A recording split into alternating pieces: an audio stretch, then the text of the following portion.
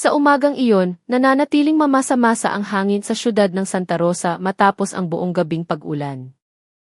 Sa kahabaan ng pangunahing kalsada, abala na ang mga nagtitinda sa bangketa, kasi simula pa lamang maglatag ng kanilang mga paninda. Ang halimuyak ng bagong lutong sinangag at tuyo mula sa karinderya ni Aling Pining ay humahalo sa amoy ng basang lupa, isang pamilyar at nakagiginhawang bango para sa mga sanay na sa umaga ng syudad.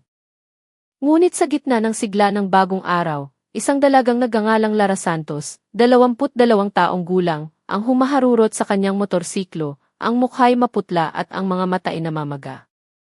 Kagagaling niya lamang sa isang tawag sa telepono mula sa ospital. Ang boses sa kabilang linya ay umalingaw pa rin sa kanyang isipan, puno ng pag-aalala, nanginginig at halos maging dahilan upang manghina ang kanyang mga tuhod. Miss Lara, ang tatay ninyo, inatake sa puso. Pakiusap, pumunta na kayo agad sa ospital. Wala nang panahon si Lara para mag-isip pa ng matagal.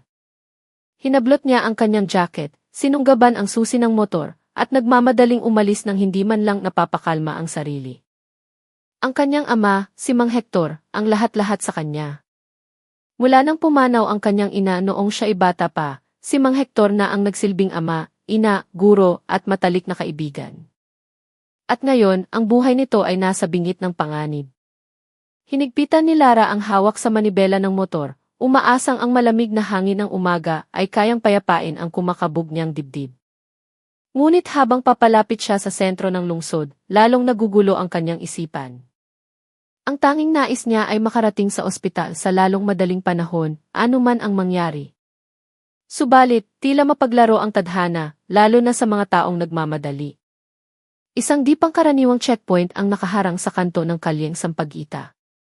Hindi ito ang karaniwang sitwasyon. Ilang lalaking nakauniporme ng pulis ang nakatayo sa gitna ng kalsada, walang piling pinahihinto ang mga sasakyan.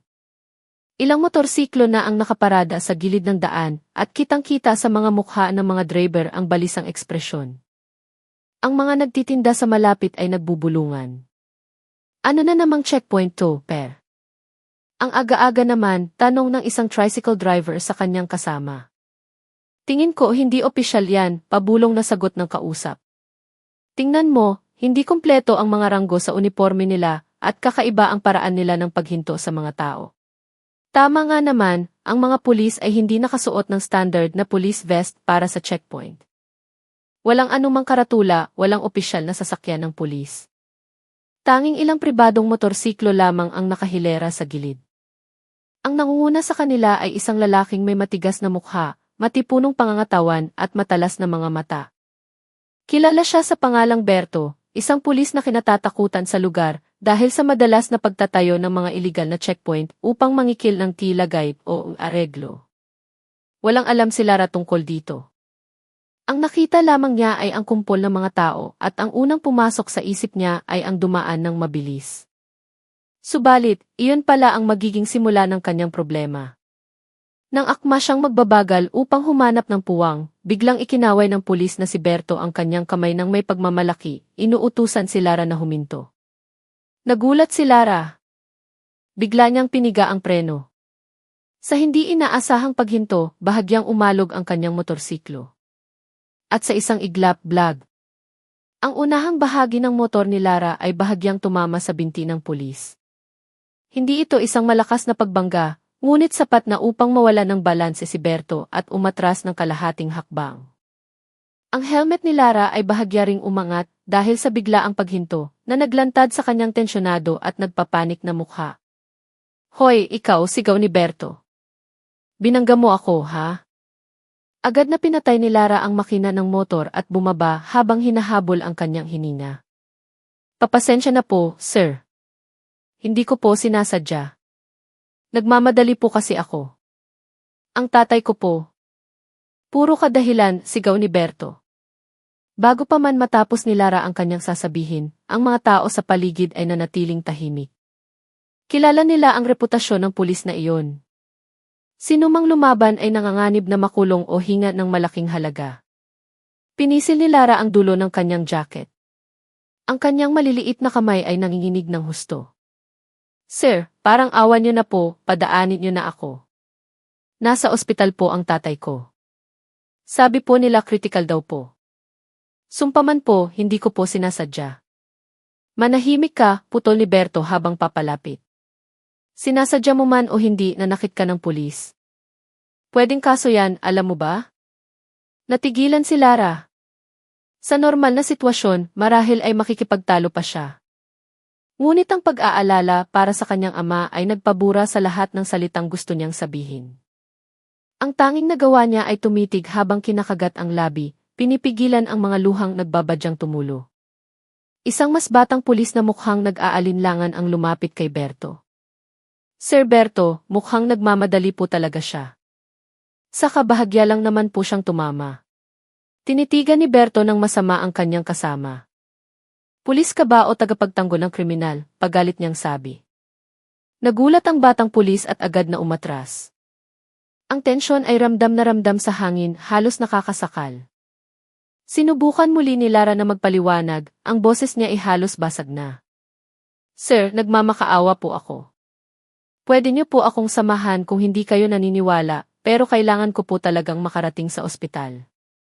Mag-isa lang po ang tatay ko sa EC. Pakiusap po. Ngumisi si Berto. Ayan na, nagsisimula na ang drama pampamilya, sabi niya sabay tawang nakakainsulto. Ang kaso, hindi ako tagapakinig ng drama. Gusto mong dumaan? Pwede, pero ayusin mo muna itong paglabag mo. Paglabag po? Wala po akong nilabag, mahinang sagot ni Lara. Una, lumalaban ka sa pulis.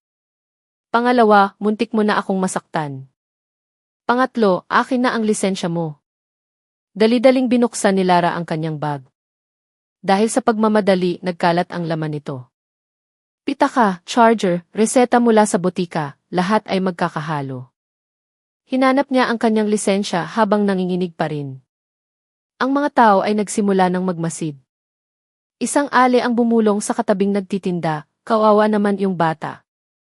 Ganyan talaga yang si Berto. Nga, sagot ng tindera na walang emosyon. Mahilig manggipit yan, lalo na sa mga mukhang mahihina.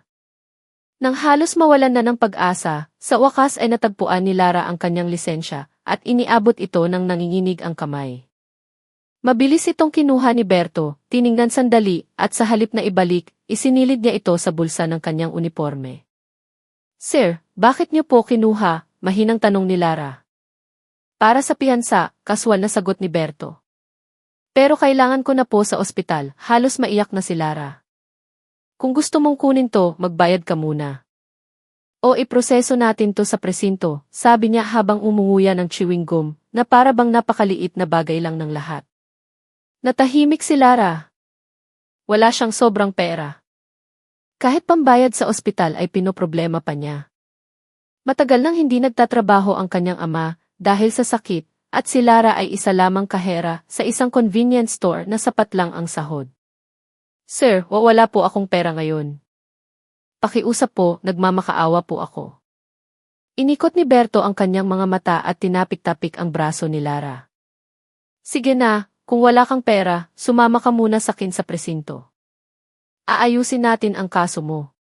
Mabilis na umiling si Lara. Sir, kailangan ko po talagang pumunta sa ospital. Ang tatay ko po baka. Hoy, malakas na sigaw ni Berto. Isa pang banggit mo sa tatay mo, ay dedetin na kita. Ang mga tao sa paligid ay nagsimulang makaramdam ng awa, isang maliit na liwanag sa gitna ng kaguluhan. Sa gitna ng tensyonadong sitwasyon, isang lalaking nakaasul na jacket, mga nasa 30 taong gulang, ang lumapit. Hindi siya pulis, hindi rin tindero, isa lamang siyang ordinaryong mamamayan na nagkataong nandoon. Ang pangalan niya ay Marco. Sa magalang na tono, sinabi niya, Sir, pasensya na po. Nakita ko po na hindi sinasadya ng dalaga at narinig ko pong kailangan niyang pumunta sa ospital. Baka po pwedeng pag-usapan na lang ng maayos. Tinitigan siya ni Berto nang may pangungutya. Sino ka? Biglang bayani.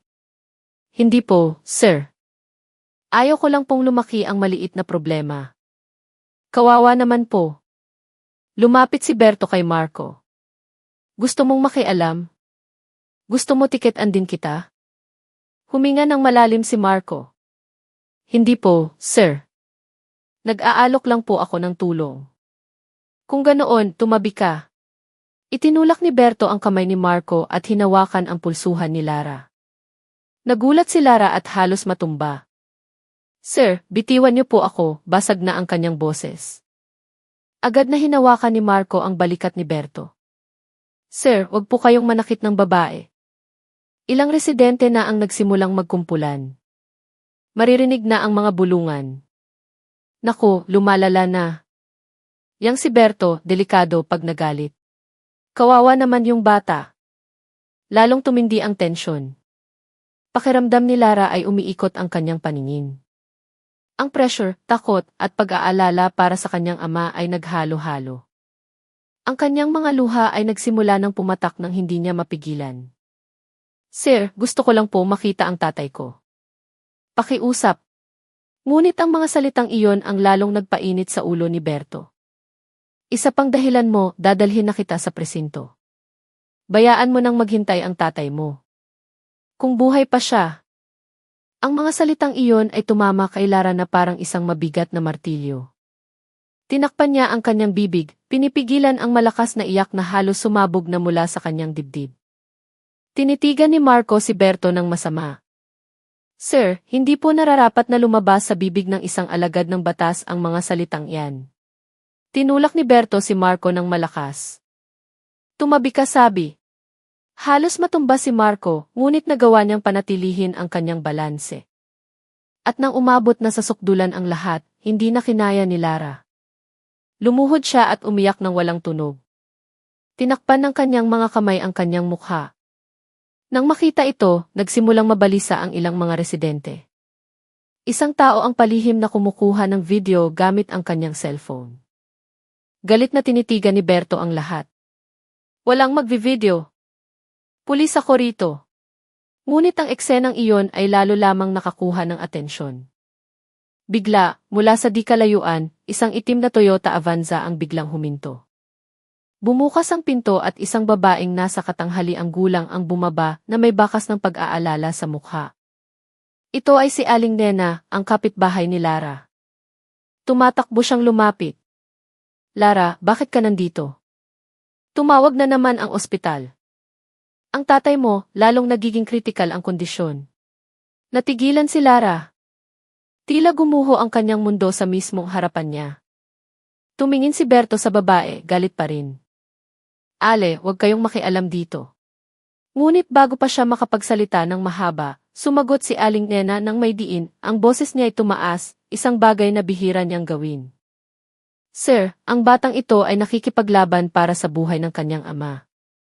Kung may puso po kayo, parang awan niyo na, paalisin niyo na siya. Nagbago ang kapaligiran. Lahat ay nakatingin, kasama si Marco, kasama si Lara na nakaluhod pa rin. At sa gitna ng lahat, isang mapanuyang ngiti ang gumuhit sa labi ni Berto.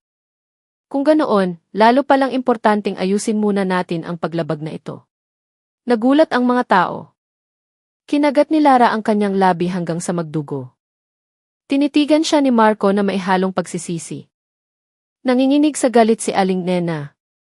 At sa sandaling umabot na sa pinakamalala ang sitwasyon, isang malalim na boses ang narinig mula sa likuran ng mga tao. Isang boses na nagpatigil sa lahat at nagpalingon sa kanila. Anong nangyayari dito? Ang boses ay malalim, may otoridad, at napakapamilyar.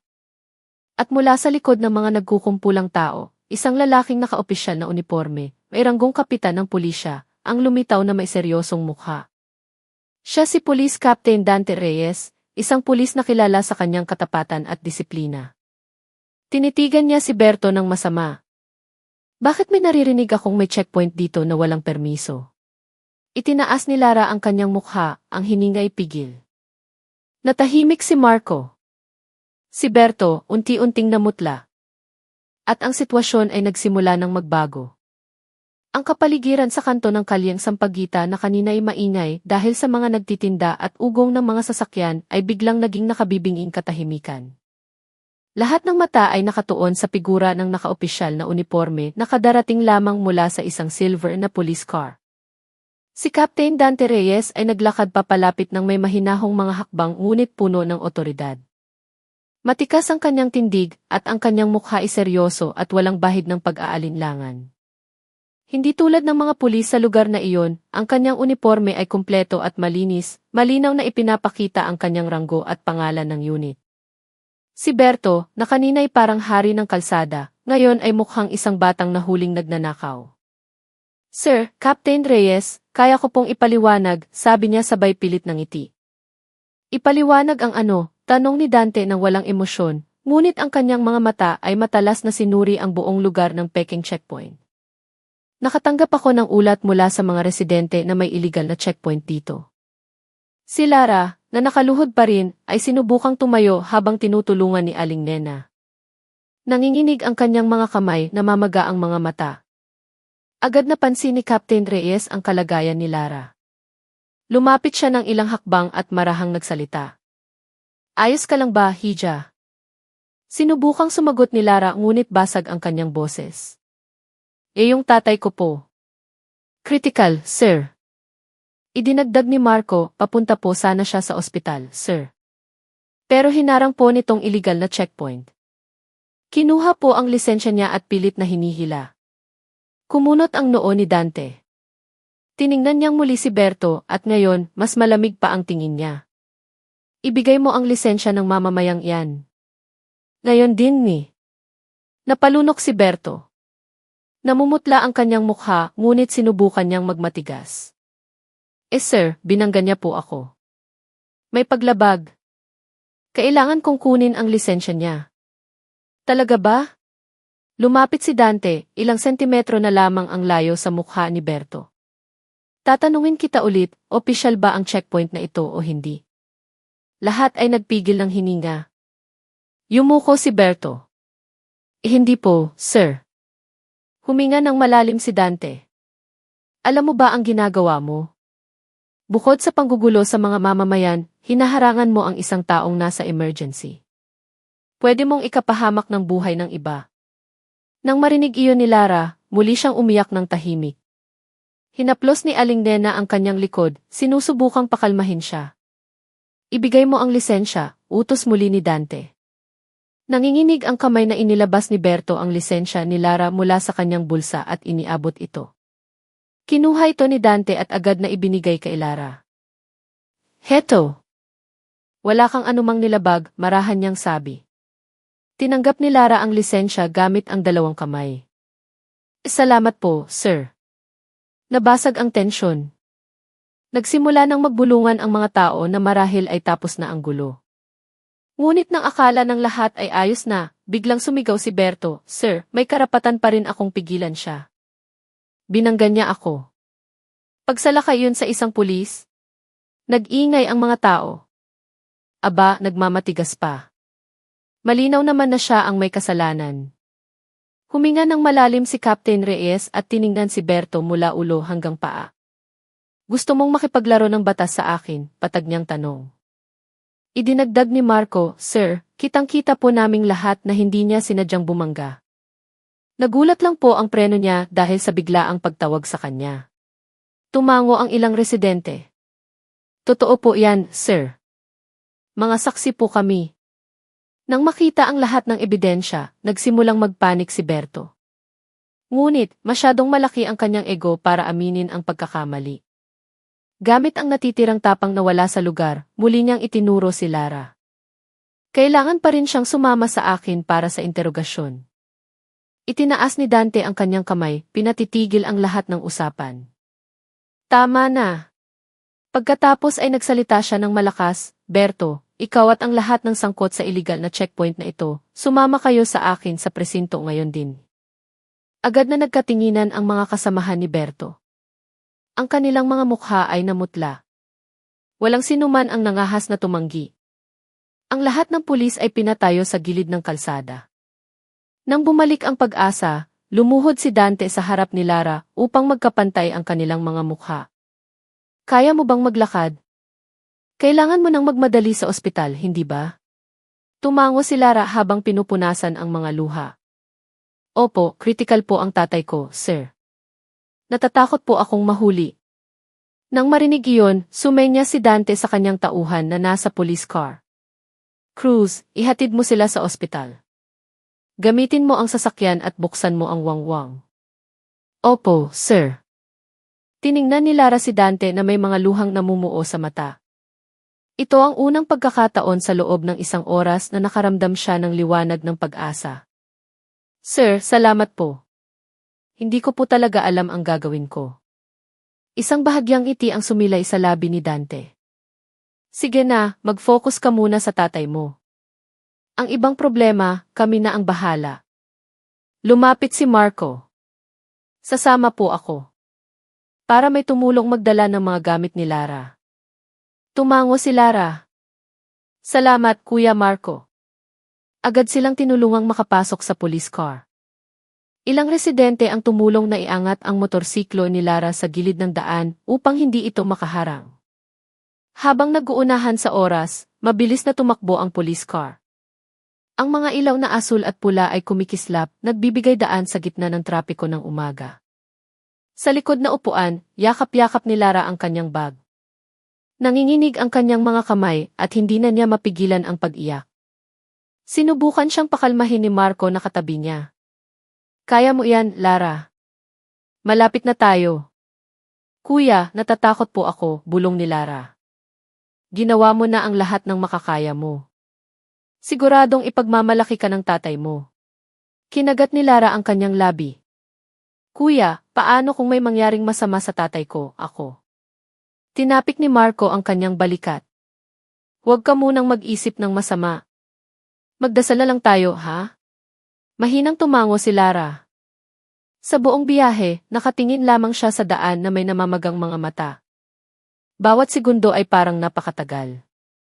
Bawat traffic light, kahit mabilis na nalalagpasan dahil sa wangwang, ay parang isang pagpapahirap. Ang imahe ng kanyang amang nakahiga mag-isa sa ihi ay bumabagabag sa kanyang isipan. Pagkatapos ng mga 15 minuto na parang isang kawalang hanggan, sa wakas ay huminto ang sasakyan sa harap ng emergency room ng EC. Jose E. Rizal Memorial Hospital. Binuksan ni Officer Cruz ang pinto. Nandito na tayo. Agad na bumaba si Lara at tumakbo papasok. Sa lobby ng EC, agad siyang sinalubong ng isang nurse. Miss Lara, halika, dito po. Sumunod si Lara na nagmamadali. Sa likuran, mabilis ding naglakad si Marco dala ang bag ni Lara. Pagdating sa harap ng pinto ng emergency treatment room, isang doktor ang lumabas habang tinatanggal ang kanyang medical gloves. Agad siyang nilapitan ni Lara. Dok, kumusta po ang tatay ko? Tiningnan ng doktor si Lara ng may seryoso, ngunit mabait na mukha. Kayo po ba ang pamilya ni Ginoong Hector Santos? Opo, Doc. Anak niya po ako. Kumusta po siya? Sabihin niyo pong bumubuti na siya. Huminga ng malalim ang doktor. Nagkaroon ng ilang sandaling katahimikan na halos magpatigil sa tibok ng puso ni Lara. Pasensya na, napakakritikal ng kondisyon ng iyong ama. Nagawa na namin ang paunang lunas, ngunit napakahina ng kanyang puso. Kailangan namin ng pahintulot ng pamilya para sa susunod na mga hakbang. Tinakpan ni Lara ang kanyang bibig at tuluyan ng humagulgol. Dok, parang awa niyo na, iligtas niyo po ang tatay ko. Kahit anong paraan. Tiningnan siya ng doktor nang may buong pakikiramay. Gagawin namin ang lahat, pero kailangan namin ng isang kapamilya sa loob para pumirma. Mabilis na tumango si Lara. Ako po, handa po ako. Kahit ano po pipirmahan ko. Binuksan ng nurse ang pinto. Pumasok si Lara na nanghihina, ngunit matatag ang kanyang determinasyon. Sa loob, nakahiga si Mang Hector na may iba't ibang aparato na nakakabit sa kanyang katawan. Maputla ang kanyang mukha, ngunit buhay pa. Ang kanyang paghinga ay dahan-dahang tumataas at bumababa sa tulong ng makina. Agad na hinawakan ni Lara ang kamay ng kanyang ama. Tay! Nandito na po si Lara. Tay, lumaban ka po, ha? Huwag niyo po akong iwan. Tuluyan nang bumuhos ang kanyang mga luha. Samantala, sa labas ng AC, nagsisimula ng mabunyag ang kawalang katarungan. Naghihintay si Marco na may pag-aalala sa mukha. Ilang minuto ang lumipas, dumating si Captain Dante. Mukha siyang tensyonado, ngunit nanatiling propesyonal. Binati siya ni Marco, "Sir, salamat po sa pagtulong kay Lara." Tumango si Dante. "Kumusta ang tatay niya?" "Critical pa rin po, sir. Pumipirma pa lang po si Lara para sa susunod na gagawin." Huminga ng malalim si Dante at sinabi, "Hindi ito ang unang beses na nangyari ang checkpoint na iyan. Matagal na akong may hinala dahil sa mga ulat ng mga residente, pero ngayon ko lang sila nahuli na may kumpletong ebidensya." Tumango si Marco. "Mabuti po kung ganoon, sir. Pero hindi po talaga nararapat ang ginawa nila kay Lara." "Alam ko," sagot ni Dante. "Sisiguraduhin kong mananagot ang lahat ng sangkot ayon sa batas." Pagkatapos ay tiningnan ni Dante ang pinto ng EC. Ang mas importante ngayon, sana ay makaligtas ang kanyang ama. Pagdating ng gabi, sa gitna ng pag-asa, ilang oras ang lumipas. Nakaupo si Lara sa gilid ng kama ng kanyang ama. Magulo ang kanyang buhok, pula ang mga mata, ngunit mahigpit pa rin niyang hawak ang kamay ng kanyang ama. Dumating din si Aling Nena dala ang pagkain at tubig. Kahit hindi makakain si Lara, nanatili si Marco sa labas, ayaw umuwi hanggat hindi niya nalalaman na stable na ang kondisyon ng ama ni Lara. At nang papalubog na ang araw, muling lumabas ang doktor. Mabilis na tumayo si Lara. "Dok, kumusta po ang tatay ko?" May bahagyang ngiti sa labi, sinabi ng doktor, "Critical pa rin ang kalagayan niya, pero nagsisimula ng mag-improve ang kanyang response. Nagawa naming stabilize ang kanyang puso. Sa ngayon, ligtas na siya." Napapikit si Lara. Sa sandaling iyon, parang nabunutan siya ng tinik. Umiyak siya, ngunit ngayon ay hindi dahil sa lungkot, kundi dahil sa ginhawa. "Salamat sa Diyos." "Salamat po, Dok." "Salamat." Ngunit ang kwento ay hindi pa tapos. Dahil sa kabilang dako, ang pulis na si Berto na dinala sa presinto ay nagsisimula ng magpanik at nagbabalak na maghiganti. At ang opisyal na investigasyon sa iligal na checkpoint ay kasisimula pa lamang. Ang katahimikan ng gabi sa ospital ay binasag lamang ng tunog ng heart monitor machine. Nakaupo si Lara sa silya sa tabi ng kama ng kanyang ama, yakap ang kanyang mga tuhod. Bagamat sinabi ng doktor na nagsisimula ng maging stable ang kondisyon ni Mang Hector, ang takot na mawalan ay patuloy pa ring bumabagabag sa kanya. Bahagyang gumalaw ang mga daliri ng kanyang ama. Agad na tumayo si Lara. "Tay." "Si Lara po ito." Bahagyang dumilat ang mga mata ni Mang Hector. Mahina ang kanyang boses, halos hindi marinig. Ra. Umiti si Lara habang umiiyak. "Opo, Tay. Nandito po ako. Magpahinga na po kayo." Ngunit marahang umiling si Mang Hector. Nanginginig ang kanyang mga labi na parang may gusto siyang sabihing napakahalaga. "Huwag kang matakot," bulong ni Mang Hector. "Kalma lang, Tay. Hindi po ako aalis dito." Muling nagsalita si Mang Hector ng mahina. "Pata. Warin mo." "Si. Tatay." Yumuko si Lara, hinahaplos ang mukha ng kanyang ama. "Wala po kayong kasalanan, Tay." Ngunit may kakaibang pag-aalala sa mga mata ni Mang Hector. Tila may mas malaking bagay siyang itinatago. Samantala, sa labas ng silid, isang bagong problema ang umuusbong. Nakatayo si Captain Dante Reyes sa lobby ng ospital habang may kausap sa telepono. Tensyonado ang kanyang mukha. "Naipadala ko na po ang kumpletong kronolohiya," sabi niya sa kausap. "Alam kong may backer si Berto, pero mabigat ang kaso niya ngayon." Pinatay niya ang tawag at huminga ng malalim. Lumapit si Marco na naghihintay sa di kalayuan. "Sir, may problema po ba?" Nag-alinlangan sandali si Dante bago sumagot. "Kilala mo ba kung sino si Berto?" "Hindi po, sir. Ang alam ko lang, mayabang siya." Tumingin si Dante sa sahig bago nagsalita. Bayaw niya si Police Colonel Ricardo Vargas. Nanlaki ang mga mata ni Marco. "Si Colonel Vargas?" "Yung hepe ng investigasyon, sir." Tumango si Dante. At kilala si Vargas na may malaking impluensya. Maraming kaso sa internal ang basta na lang isinasara dahil may mga koneksyon siya sa itaas. Napabuntong hininga na lang si Marco. Kaya pala ang lakas ng loob niya kanina. "Tama. Pakiramdam niya, hindi siya magagalaw. Tiningnan ni Dante ang direksyon ng AC at nagpatuloy, kaya kailangan kong mag-ingat. Kung hindi lang ako, kundi kayo rin ay maaaring madamay. Napalunok ng malalim si Marco. Kung ganoon, ano po ang dapat nating gawin, sir? Mag-focus muna tayo sa kaligtasan ni Lara at ng kanyang ama. Pagkatapos, haharapin natin ang ibang problema. Sa presinto, nagwawala si Berto. Sa isang silid ng investigasyon, galit na galit ang isang pulis. Nakaupo si Berto habang hinahampas ang mesa. Mga siraulo kayo. Hinuli ninyo ako. Papasukin niyo rito si Dante kung matapang siya. Isang opisyal ang mahinang nagsabi, ginagawa lang po namin ang aming trabaho, Sir Berto. Tinitigan siya ni Berto na may nag-aapoy na mga mata. Anong trabaho? Bayaw ako ni Colonel Vargas. Akala niyo ba pwede niyo akong basta-basta kalagkarin?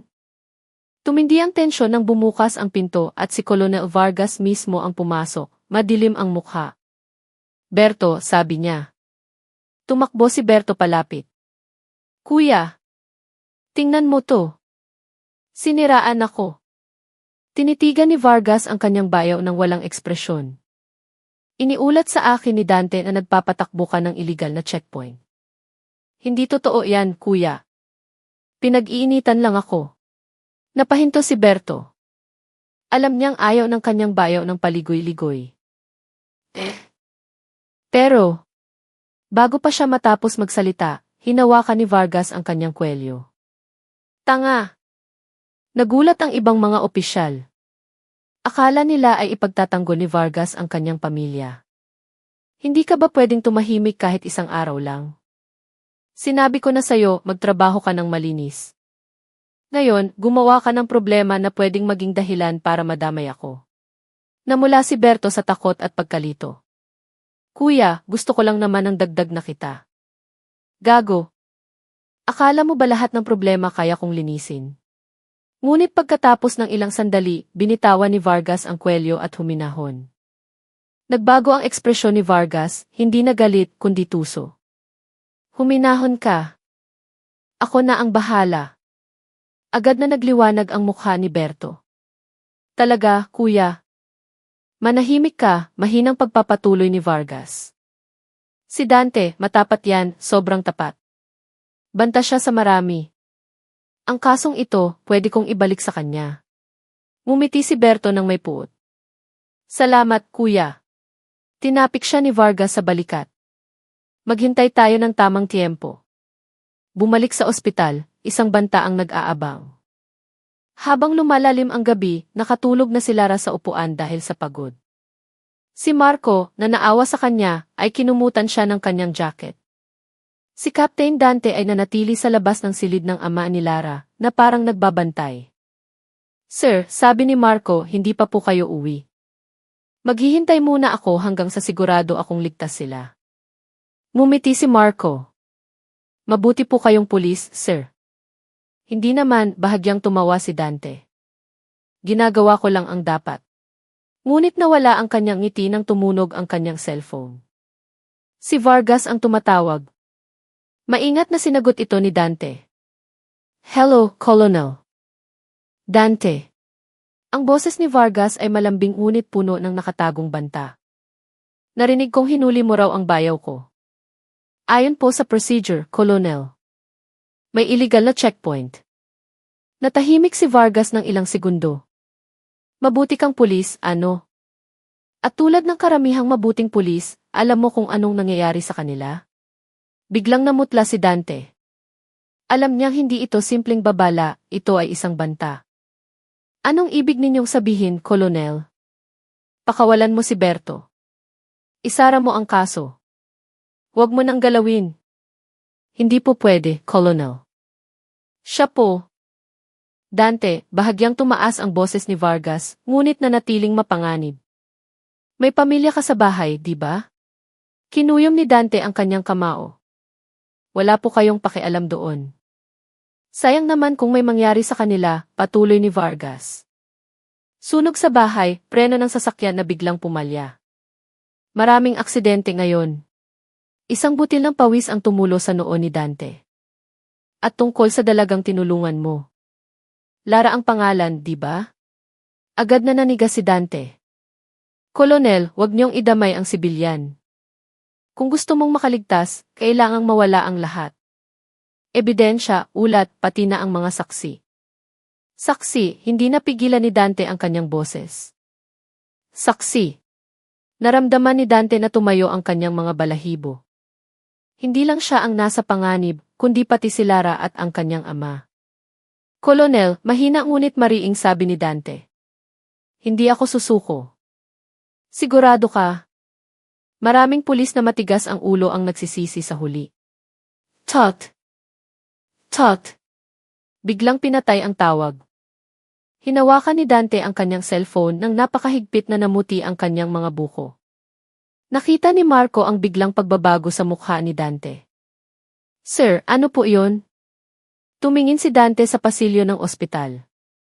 Kumabog ng malakas ang kanyang dibdib. Kailangan nating bantayan si Lara. Simula ngayon. Kumunot ang noo ni Marco. Bakit po, sir? Dahil alam ni Dante ang isang bagay, hindi titigil si Berto at Vargas. At ang mga taong tulad nila ay hindi umaatake ng harapan. Umaatake sila ng patago sa dilim ng walang babala. Ilang oras ang lumipas, ang unang panganib. 2:00 ng madaling araw, tahimik ang ospital. Nagpapalit ng shift ang mga nurse. Nakatulog na si Marco sa upuan sa pasilyo. Si Lara ay natutulog pa rin sa tabi ng kanyang ama, hawak ang kamay ng taong pinakamamahal niya. Naglalakad-lakad si Dante sa paligid, sinisigurong ligtas ang lahat. Bigla, sa dulo ng pasilyo, bahagyang gumalaw ang emergency exit door. Parang may nagbukas nito ng dahan-dahan. Dahan-dahang lumapit si Dante, ang kamay niya ay malapit sa hawakan ng kanyang baril. Nang malapit na siya, click. Namatay ang mga ilaw sa pasilyo. Kadiliman. Nagulat si Dante. Hindi ito tama. Pagkatapos ay may isang aninong mabilis na gumalaw patungo sa silid ni Mang Hector. Agad na tumakbo si Dante. Marco, bantayan mo si Lara. Nagising si Marco sa gulat sa gitna ng kadiliman. Ang mga yabag ay narinig na papalapit ng mabilis. Hinabo ni Dante at sa mismong tapat ng pinto ng silid ni Mang Hector, isang taong nakamaskara na maihawak na mahabang bagay na parang tubo ang kinakapan na ang doorknob. Sumigaw si Dante, hinto. Lumingon sandali ang tao at tumakbo papunta sa fire exit. Hinabol siya ni Dante ng buong lakas sa madilim na pasilyo. Tumunog ang emergency alarm. Umalinggaw-ngaw ang mga yabag. Mabilis ang paghahabulan. Ngunit nang marating ni Dante ang pinto ng hagdanan, nakita niyang bukas na ito at walang tao sa hagdanan. Nakatakas ang salarin. Tinitigan ni Dante ang madilim na hagdanan habang hinahabol ang hininga. Simula pa lang ito, bulong niya. Bumalik siya sa silid ni Mang Hector na namumutla. Nagising na si Lara at takot na takot. Sir Dante, anong nangyari? Tiningnan siya ni Dante nang may kabigatan. Ngayon talagang nasa panganib ka na. Natigilan si Lara. Anong panganib po, sir? Tiningnan ni Dante ang madilim na pasilyo sa likuran niya at sinabi ng may mariin, ngunit puno ng pag-aalala na boses, si Berto at ang grupo niya, gusto nilang maghiganti. Hinawakan ni Lara ang kamay ng kanyang walang malay na ama, at sa unang pagkakataon, nakaramdam siya ng isang bagay na mas nakakatakot pa kaysa sa iligal na checkpoint kaninang umaga. May mga taong gustong patahimikin siya, sa anumang paraan. Ang hangin ng hapon ay marahang umiihip sa bakuran ng ospital. Matapos ang mahabang unos, ang iligal na checkpoint, ang di sinasadyang pagbangga, ang banta ng kaso, at ang mental na pagpapahirap na dinanas ni Lara, sa wakas ay patungo na ang lahat sa kaliwanagan. Ngunit bago tuluyang dumating ang kapayapaan, may isa pang huling pagsubok na kailangang harapin. Isang pag-amin na magbabago sa lahat. Nakaupo si Lara sa isang bangko sa labas ng silid ng kanyang ama, na unti-unti nang nagpapakita ng paggaling. Ang paghinga ni Mang Hector ay mas naging regular, at ang kanyang mukha ay dahan-dahang nagkakakulay. Sa di kalayuan, si Captain Dante Reyes, kasama si Colonel Abad, isang mataas na opisyal mula sa Internal Affairs Service, DIV, na namumuno sa investigasyon, ay lumapit.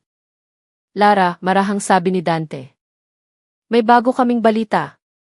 Tumayo si Lara, kinakabahan. Ano po iyon, sir? Handa na po ako, anuman ang resulta. Binuksan ni Colonel Abad ang isang brown folder na naglalaman ng mga dokumento ng investigasyon. Yung mga pulis na sangkot sa illegal na checkpoint, umamin na, mariin niyang sabi. Kasama na riyan ang pangingikil, ananakot at ang paghinto nila sa mga sasakyan ng walang basehan. Nakahinga ng maluwag si Lara, ngunit nanatili pa ring may pag-aalala sa kanyang mukha. Paano po yung tungkol sa pagkakabangga ko, sir? Talaga pong hindi ko sinasadya. Nagpanik lang po ako dahil sa panggigipit nila at sa kalagayan ng tatay ko. Bahagyang umiti si Dante. Sinuri na namin ang lahat ng ebidensya. Hindi ka lasing, hindi ka lumabag sa anumang batas trapiko, at hindi ka bumangga dahil sa kapabayaan. Sa katunayan, ikaw ang biktima ng pananakot. Idinagdag ni Colonel Abad, ang video na in-upload ng isang residente ay malaking tulong.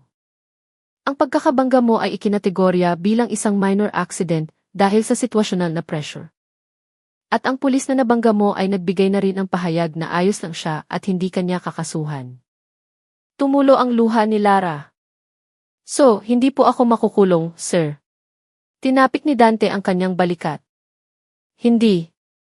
Malaya ka. At ginawa mo ang tama.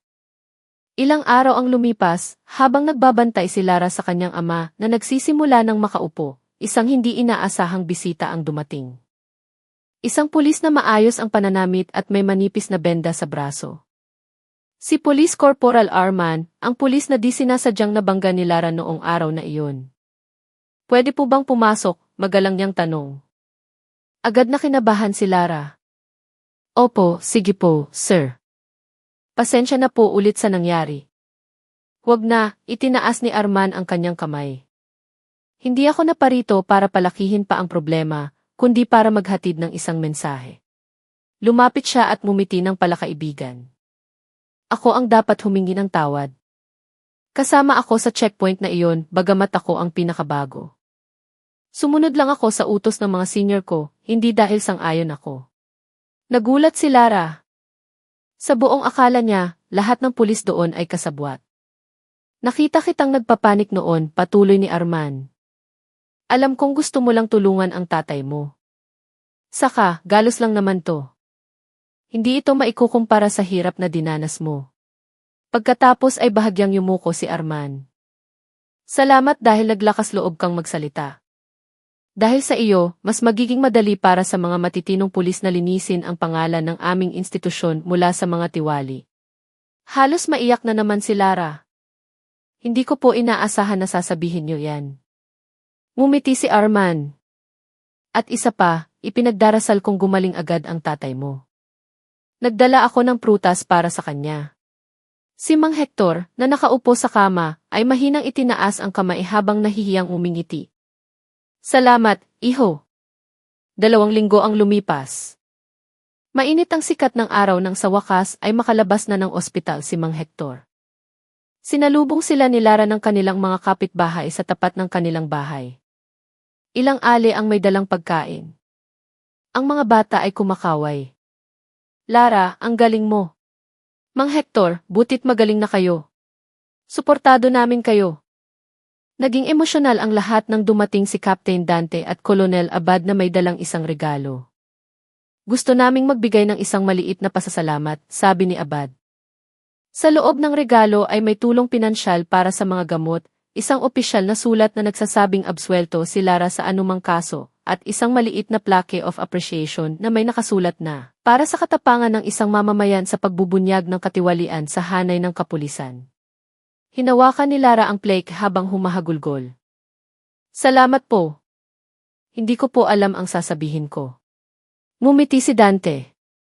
Ang mahalaga, tandaan mo ito, hindi lahat ng pulis ay masama. Marami sa amin ang lumalaban para sa katarungan. At ang tapang ng mga mamamayang tulad mo ang nagbibigay sa amin ng lakas para magtrabaho ng mas malinis. Ilang buwan ang lumipas, bumalik na sa normal ang buhay ni Lara. Nagtatrabaho na siya ulit at si Mang Hector ay tuluyan ng gumaling. Minsan, dumadalaw si Corporal Arman sa kanilang bahay para kumustahin sila o tulungan si Mang Hector sa pag-aayos sa hardin. Ang iligal na checkpoint na dating kinatatakutan ng mga residente ay tuluyan ng nawala. Ang lugar ay naging mas ligtas, mas maayos, at mas may tiwala sa mga otoridad. Sa isang payapang hapon, habang pinagmamasdan ang kulay kahel na langit, sinabi ni Lara sa kanyang sarili, "Salamat sa Diyos, tapos na ang lahat." At nalaman ng lahat na ang katotohanan ay laging mananaig kung mayroon kang lakas ng loob na ipaglaban ito. Ang kwentong ito ay nagtapos sa pagkamit ng hustisya. Ang mga tiwali ay naparusahan, ang relasyon ng komunidad at pulisya ay bumuti, at ang isang pamilya ay muling nabuo. Sa Pilipinas, ang katapangang tulad ng ipinakita ni Lara ay madalas na nagiging inspirasyon na kahit ang maliliit na mamamayan ay may boses, hanggat ang layunin ay tapat at tama. At sa araw na iyon, sa gitna ng ingay